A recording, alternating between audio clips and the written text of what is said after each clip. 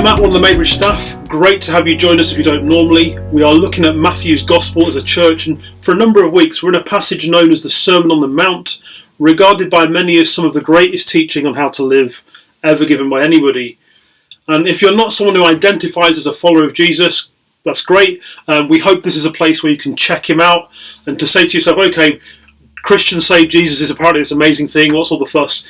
If that's you, you're more than welcome, and do feel free to get in touch if you want to say what you think, or if there's a way that we could do a better job of all that we're doing. Now, last week we looked at a very famous passage called the Beatitudes, and it was all about the inner life, the inner person. Jesus' counterintuitive guide to happiness, you could say. And this week it's more about the external. And the big challenge here is to say, okay, how does your life communicate what you believe? How would someone that knows you describe what you really believe if they just used your behaviour as a guide? Personally, I dread to think. But let's have a look at what Jesus says about this. This is from Matthew 5, from verse 13. You are the salt of the earth. But what good is salt if it has lost its flavour? How can you make it salty again? It will be thrown out and trampled underfoot as worthless. Now, first thing to remember, Jesus is teaching what is mostly a big group of peasants that nobody really cares about. And so this was a huge thing to say, a very dignifying thing, because he's saying to them, you're really valuable. You see, at the time, salt was incredibly valuable. It's really not valuable to us. You know, we've probably all got some in our cupboard at home and you don't think anything of it. But at the time, salt was really expensive. And in fact, Roman soldiers were sometimes even paid in salt. I'd prefer money, but they were often paid in salt. And Jesus says to this crowd, this ragtag bunch, you are salt. And it's really important to see, Jesus doesn't say, hey, try really hard to be salt. He just says, you are salt. So that's clear at the beginning. It's this given identity. It's not some big life goal that's impossible to reach. But why salt? Out of all the things in the world, other than the fact that it's valuable, why does Jesus choose salt to make this picture? Well, salt was used for two things. Firstly, it was a preservative. These days we have fridges and freezers, of course, to keep meat fresh for longer. But back then, salt was used to preserve meat in the absence of another means. Secondly, salt was used for flavouring, just like it is now. You put it on things to make them taste different, to enhance the flavour. But here's the thing with salt. Salt is humble. When you add salt to something, you never say, oh wow, that salt was incredible, I can't wait to eat salt again. No, you say, that steak was amazing, or whatever it was that you ate. You almost forget about the salt. And why is that? It's because the job of the salt is not to make you think how great the salt is, but how great is the thing that the salt is with. So salt is for preserving and it's for flavouring, meaning that followers of Jesus are meant to have a preservative and flavouring influence on the world. And note the word is preservative, not conservative. It's not about just keeping everything the same and there's no change. Being preservative means specifically resisting decay, resisting the pressure for things to get worse than they are. We're also meant to have a flavouring influence on the world, which is sort of the positive end of it. We're not just resisting the bad, but actively looking to bring the good. How do we do these things? Well, this follows the Beatitudes, as I said, which we looked at last week, what Jesus says about how to live. And my very crude summary was, ditch your pride, admit you're wrong, don't impose your agenda, seek justice for others, show mercy, get a new heart, make peace, and when you're doing all those things, expect persecution. And imagine every individual Christian living this way in their family, in their workplace, the school gate, and so on and so forth. Imagine the good it would do for society, holding back decay, but also positively bringing the goodness of God's ways into our society.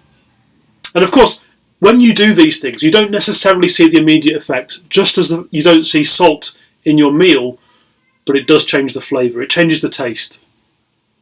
So salt is great. What does Jesus mean, though, when he warns about losing saltiness?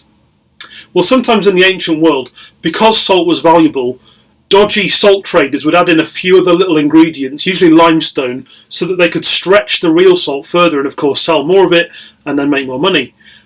But in humid weather, the real salt would sort of leach out of this concoction and leave a residue that was useless. In other words, if you were looking carefully, you could see that what they were selling wasn't real salt. And that sort of salt would be trampled underfoot as worthless, probably by an irritated buyer who was wandering around the marketplace looking for the real stuff. Real salt cannot lose its saltiness. That's impossible. But fake salt can. And so if you're real salt, you have nothing to worry about. You can't lose your saltiness because it's an identity that's been given you. But at the same time, Jesus is saying that you can see whether a person is real salt through how they live. And like with all the teaching in the New Testament, the underlying idea is not that to get right with God, you have to do certain things, but that what you do in your life is the evidence that you've been changed by him, that you've invited him into your life. So that's salt. And then Jesus uses another picture. You are the light of the world, like a city on a hilltop that cannot be hidden. No one lights a lamp and then puts it under a basket. Instead, a lamp is placed on a stand where it gives light to everyone in the house. In the same way, let your good deeds shine out for all to see, so that everyone will praise your heavenly Father. Straight away again, Jesus says not try to be the light of the world, but you are the light of the world. It's a given identity. And at that time, all the highly rated rabbis would sometimes be called lights of the world or lamps of the universe. It was all a bit pompous. And here's Jesus changing it all round and applying it to very down-to-earth fishermen and farmers. And just as we asked this with salt, we could also ask, why does Jesus choose light as a picture of who his people are and what he wants them to be like? In our world, light is everywhere to the point that we talk about light pollution as being a problem. But back in those days, there was a lot more darkness in everyday life. No light bulbs, no street lights, no headlights, and so a lamp was a really important thing in the home. And the thing about a lamp is, once again, it's not about itself. You don't buy a lamp and then stick it in your living room and just stare at the lamp. Maybe if you've got a lava lamp. But generally, lamps are to help you see other things. They simply show you what is already there that you would not otherwise be able to see. Whatever they show you would still be there, even if the lamp wasn't showing it to you. Those that follow Jesus are meant to throw light on what is already true, and would still be true even if we didn't. We're meant to throw light on the truth about who God is and how deeply he loves and wants to know each person. When Jesus talks about this, he puts it two ways. Firstly, he imagines light like a city on a hill. A city on a hill is this big thing you can't miss if you're anywhere near it, and many ancient cities were built on hills where the combined lights of loads of people and homes together meant actually they were often more visible at night time than they were in the day. And so this image is, I think, about the Christians in a place combining together, forming a light that cannot be avoided. We are one church full of lots of people, but in our town we're just one of a number of churches, people spread across Worthing and the regions around, people living in streets and working in workplaces. We are an unavoidable light to the town. Not because we're special, but because together we throw light on who God is. And secondly, Jesus imagines light in the household. If your household is dependent on one lamp to see anything at night time, you don't stick it under a basket. That's about as useful as tasteless salt. You put it on the stand where it can do the most good. And this is more about the individual follower of Jesus being light wherever they find themselves. And this, I think, can often be harder. When you're the only Christian in your family, your workplace, or your group of friends, you maybe feel a bit more like a black sheep than a bright light. But here's the thing, and this is why I think Jesus chooses light as a picture for what he's asking from us. Light always cancels out darkness. That's what it's for. The whole point of light is for when it's dark. The one job of it is to undo darkness. You never walk into your kitchen on a bright sunny morning and think, oh, I'll switch the light on. If it's already bright, turning on a light makes no difference. But when there's darkness around, one source of light, even if it's tiny, changes everything. It shows you so much. And Jesus summarised this saying, in the same way, let your good deeds shine out for all to see, so that everyone will praise your heavenly Father.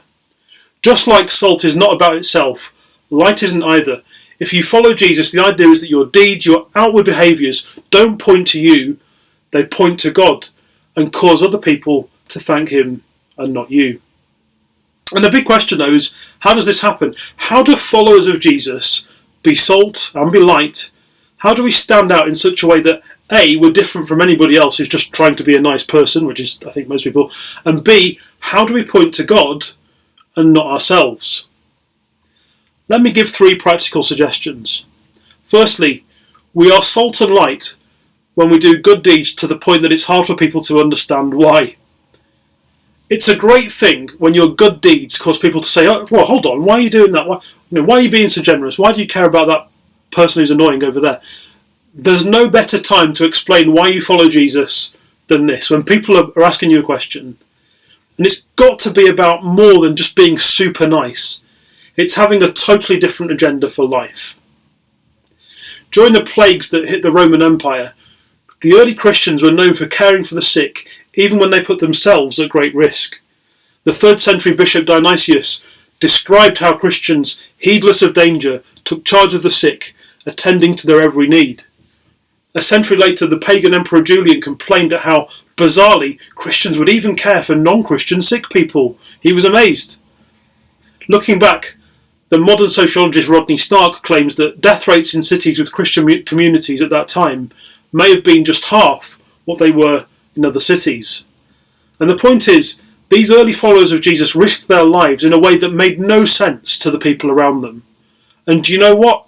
Christianity exploded as people were struck by the radical self-sacrifice of the Christian community. Now, we have to be very careful around implying that to our present situation with the coronavirus, because we partly love people by doing our best not to pass it on if we get it, but the principle of self-sacrifice is what stood out. As Christians sat at the bedsides of the infectious and the sick, their deeds pointed to the God that they worshipped. Secondly, we are salt and light when we go against what's popular to do what is right. In every time and place, there are things our culture thinks are great that followers of Jesus are called to oppose. What those things are will change over time. And sometimes you take a stand as a Christian on something and you can get a bit of flack, maybe just a few jokes, or you can even face very heavy opposition. But I think there's often something about Christians standing for what's right that pricks at the conscience of people and does indeed point them to God. On some level, I think, people know, or at least they're intrigued. They know that there's something about how we're living differently. A number of years ago, I spent some time living in the Middle East, and in my group of friends who were followers of Jesus, that there was a mixture of men and women in our group, and someone who was not a follower of Jesus got to know us, got to know our group, and he was a very, very direct person. And one time he came to me and he said, Matt, there's some very nice women in your group. How come you and the other guys don't sleep with them? And I said, well, for one thing, they have a choice in the matter, but also we just don't think that sleeping around with whoever all the time is a good thing. We don't believe that God wants us to do that, actually. It was not a culturally popular view. But what I thought to myself afterwards was, how does this guy know that we're not all sleeping with each other in our group? It's not like he'd be there when it was happening if we were, but he just knew. He could tell by how we related to each other that was not a part of our lives. And nobody else he knew lived that way. And I thought he was going to come back at me and say that we were all naive and we were missing out, but as it happened, he was impressed. It made him take what we believed far more seriously. Third thing, we are salt and light when we are honest about our failures at the exact point when we're receiving praise for doing good. If you do something good, something another person appreciates, the chances are they'll say so at some point. And when they do, that's really nice. Maybe you get a little bit of praise for something and it feels good. But that is a great moment to say, well, do you know what? Any good in me is just a work of God in my life. Or maybe somebody feeds back to us and they say, oh, you've got so much patience with those kids. I wish I was like that. And you say, well, hey, I'm really naturally not that patient. I get plenty of stuff wrong still, actually. But God's done a number on me. I'm changed because of that. And this isn't about going negatively about yourself. It's about being really clear you're a normal person, and instead of accepting things that might inflate your pride or make it feel like you're just a hero, just saying very simply, well, it's not me, not about me. I didn't cause this. And so as we close, it's worth saying this. Jesus gave these followers the titles of salt and light, not after he'd invested in them and trained them in got them to think theologically more deeply for several years. But pretty much at the beginning of his ministry, they weren't salt and light because of what they knew or what they had done, but because of the identity that they were given simply by making the choice to follow Jesus. At the time, this would have been really honouring and reassuring, but it may have sounded a bit ridiculous. How could these humble peasants from a small country in the edge of the Roman Empire possibly be the salt of the earth or the light of the world? Everything was against that ever happening. And yet it did. History tells us that people who follow Jesus do have the great privilege of being salt and light, and it does change things. And that's exactly what he invites us into. How could a bunch of randoms living in Worthing in this day and age be salt of the earth and light of the world? Well, it all depends on who it is that gives you that identity in the first place. Let me pray. Father, thank you that because of Jesus, we get to be salt and light. It's not a thing that we have to just try hard at and we're probably going to fail, but it's a given identity that you invite us into, and help us practically as we work this out as a church and as a people. Help us to work out how do we do good deeds that point to you and not to ourselves in such a way that people say, whoa, what is going on there? I want a piece of that. Let us see that this week, Lord, please. Let us have those conversations. Let us point to you. Amen.